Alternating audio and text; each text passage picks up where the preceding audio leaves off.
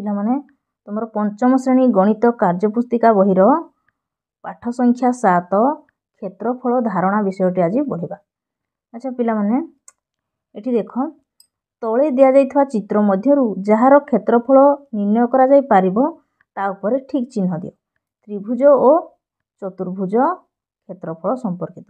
ଏଠାରେ ଯେହେତୁ ତ୍ରିଭୁଜ ଆଉ ଚତୁର୍ଭୁଜର କ୍ଷେତ୍ରଫଳ ନିର୍ଣ୍ଣୟ କରିବା ପାଇଁ କହିଛି, ତାହେଲେ କେବଳ ତ୍ରିଭୁଜ ଆଉ ଚତୁର୍ଭୁଜର ଦିଆଯାଇଥିବା ଚିତ୍ର ଗୁଡ଼ିକୁ ଦେଖିବା ହେଲା। ତ ଏଇଟା ଗୋଟେ ଚତୁର୍ଭୁଜ, ଏହାର ଆମେ କ'ଣ କରିପାରିବା, ଆମେ କ୍ଷେତ୍ରଫଳ ନିର୍ଣ୍ଣୟ କରିପାରିବା। ଏଇଟା ଗୋଟେ ତ୍ରିଭୁଜ ସମ୍ପର୍କିତ ହେଇଯିବ, ୟାକୁ ମଧ୍ୟ ଆମେ ନିର୍ଣ୍ଣୟ କରିପାରିବା। ଏଇଟା ଗୋଟେ ଚତୁର୍ଭୁଜ,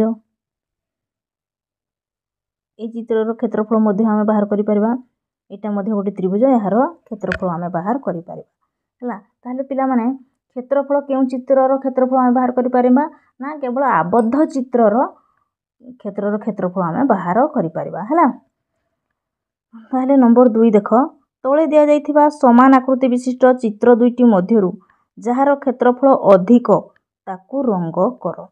ଏଠି ଦେଖ ଦୁଇଟି ସମାନ ଚିତ୍ର ଅଛି, এই দুইটি ভিতରୁ କେଉଁ ଚିତ୍ରଟି ମାନେ ବଡ଼ ଦେଖାଯାଉଛି, ଆକାରରେ ବଡ଼, ଯେଉଁ ଚିତ୍ରଟି ବଡ଼ ଦେଖାଯାଉଛି ତାହାର କ୍ଷେତ୍ରଫଳ ଅଧିକ। ଏଇ କ୍ଷେତ୍ରଫଳକୁ ତୁମେ କ'ଣ କରିବ ନା ଏଠି ତୁମେ ରଙ୍ଗ କରିବ।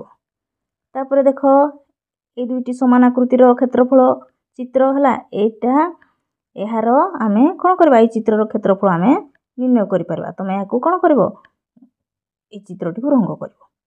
এই ଦୁଇଟି ଚିତ୍ର ଭିତରୁ ଏହାର କ୍ଷେତ୍ରଫଳ ଅଧିକ, ଆମେ ଏହି ଚିତ୍ରର କ୍ଷେତ୍ରଫଳ କ'ଣ ବାହାର କରିପାରିବା ଏବଂ ଏହାକୁ ଆମେ ରଙ୍ଗ କରିବା। ତାପରେ ହେଲା এই ଦୁଇଟି ସମାନ ଆକୃତିର ଚିତ୍ର ଦୁଇଟି, ତ ଏହି ଚିତ୍ରର କ୍ଷେତ୍ରଫଳ ଅଧିକ, ତାହେଲେ ଏହାକୁ ଆମେ ରଙ୍ଗ କରିବା। ବୁଝିଲ, ତେବେ ରଙ୍ଗ କରିଦେବ। ଆକଳନ ଫର୍ଦ୍ଦ ଦେଖିବା। ଦେଖ ନିମ୍ନ କ୍ଷେତ୍ର ଗୁଡ଼ିକର କ୍ଷେତ୍ରଫଳ ନିର୍ଣ୍ଣୟ କର। ପିଲାମାନେ ଏଠାରେ 3ଟି ଚିତ୍ର ଦେଇଛି। ପ୍ରଥମ ଚିତ୍ରଟି ହେଉଛି ଗୋଟିଏ ବର୍ଗ ଚିତ୍ର, ଏହାର ଦୈର୍ଘ୍ୟ 10 ସେମି ଏବଂ ପ୍ରସ୍ଥ 10 ସେମି। ମାନେ ବର୍ଗ ଚିତ୍ରର 4 ବାହୁର ଦୈର୍ଘ୍ୟ ସମାନ ଜାଣିଛ ହେଲା। ତାହେଲେ ବର୍ଗ ଚିତ୍ରର କ୍ଷେତ୍ରଫଳ ବାହାର କରିବା ପାଇଁ ତାର ସୂତ୍ର ଅଛି।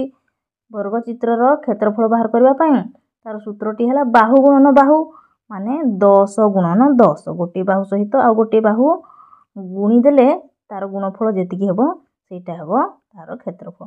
10 ଗୁଣନ 10 ସମାନ କେତେ? 10 ଦଶା 100 ବର୍ଗ ସେମି। 100 ବର୍ଗ ସେମି ହେଲା। ତାପରେ ନେକ୍ସଟ ଚିତ୍ର ଦେଖ, ଏଇଟା ଗୋଟେ ଆୟତ ଚିତ୍ର ହେଲା। ଏଇଟା ଗୋଟେ ଆୟତ ଚିତ୍ର, ଆୟତ ଚିତ୍ରର ବିପରୀତ ବାହୁ ସମାନ ହେଲା। ତ ଏହାର ଦୈର୍ଘ୍ୟ ବା ଚଉଡ଼ା ହେଉଛି କେତେ? 12 ସେମି। ଏହାର ଲମ୍ବ ବା ପ୍ରସ୍ଥ ହେଉଛି 8 ସେମି। ଦୈର୍ଘ୍ୟ ଗୁଣନ ପ୍ରସ୍ଥ 12 ଗୁଣନ 8, ତ କେତେ? 12 ଅଷ୍ଟା 96। ଏଠି ଆମେ ଲେଖିବା 96।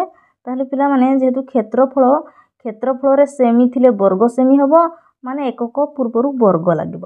ମିଟର ଥିଲେ ବର୍ଗ ମିଟର, ଏଟା ମଧ୍ୟ ବର୍ଗ ସେମି ହେଲା।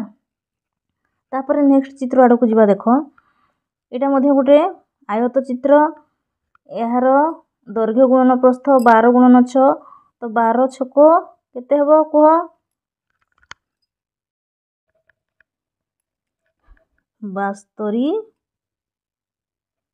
ବର୍ଗ ସେମି। 72 ବର୍ଗ ସେମି। ପୁଣି ନମ୍ବର 2 ଦେଖ,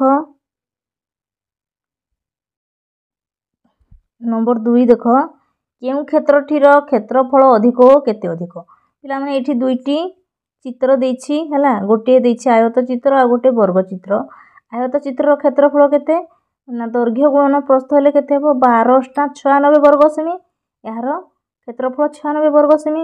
ଆଉ ଏହାର କ୍ଷେତ୍ରଫଳ 11 ଗୁଣନ 11 ହେଲେ କେତେ ହେବ ନା 121 ବର୍ଗ ସେମି ହେଲା। ତାହେଲେ ଜାଣିଲ, ତ ସେ କହିଛି କେତେ ଅଧିକ କ୍ଷେତ୍ରଫଳ ହେଲା।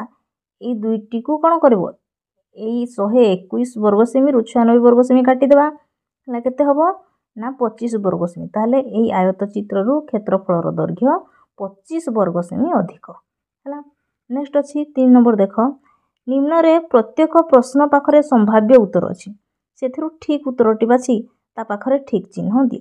देख पिला प्रश्न नंबर क गोटे वर्गाकृति पड़ियार प्रत्येक बाहुर दैर्घ्य 5 सेमी हेले यार क्षेत्रफल केते हेबो आगु मु कही वर्ग क्षेत्र क्षेत्रफल बाहु गुणन बाहु जदि गोटे बाहुर दैर्घ्य 5 सेमी है ताहले समस्त बाहुर दैर्घ्य माने प्रत्येक बाहु 5 सेमी सब 5 सेमी हम तो गोटे बाहु सहित आउ गोटे बाहु गुणिबा माने 5 गुणन 5 कले केते हेबो 5 5 25 वर्ग सेमी। एठी उत्तर अच्छी एठी हम कोन करबा टिक चिन्ह मारिबा।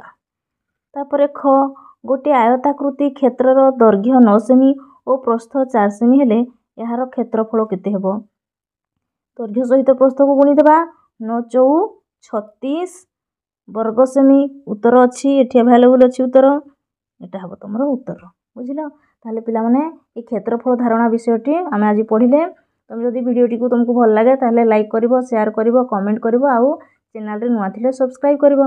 आमे पुनी नेक्स्ट वीडियो रे अलगा परवर्ती कार्य फर्द पढिबा रहउची। धन्यवाद।